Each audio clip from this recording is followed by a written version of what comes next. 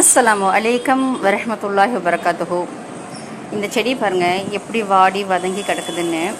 அப்படியே கொஞ்சம் காலம் மாறினதும் இந்த மாதிரி பச்சை பசேர்னு எல்லாம் தழைச்சி அதனுடைய இலை அந்த பூவுடைய ஃப்ரெஷ்னஸ் பாருங்க ரொம்ப அழகாக அப்படி இருக்கும். அந்த பூவை பார்க்கும்போதே நல்ல வாழ்த்துக்கள் தெரிவிக்கிற மாதிரி அவ்வளோ நல்லாயிருக்கும். அந்த மாதிரி நம்மளுடைய வாழ்க்கையும் ஒரு நாள் மாறும்னு நினைக்கிறவங்கலாம் கண்டிப்பாக எனக்கு ஒரு லைக்கை போட்டு சப்ஸ்கிரைப் பண்ணிக்கோங்க. முக்கியமான விஷயம் என்னென்னா, இந்த கற்பூரவள்ளி செடி இப்போ வந்து கிளைமேட்லாம் ரொம்ப மாறிடுச்சு. இதை வீட்டில் மேக்ஸிமம் நம்ம வந்து வளர்க்கணும். ஏன்னா இது குழந்தைங்களுக்கு நமக்குமே வந்து வயசானவங்களுக்குன்னு எல்லாத்துக்குமே ரொம்ப நல்லது. இதை நல்லா கழுவிட்டு சும்மா கூட வாயில் போட்டு மெண்டு முழுங்கிடலாம். அதே மாதிரி இந்த பெரண்டை செடியை வீட்டில் வந்து கண்டிப்பாக வளர்க்கணும்.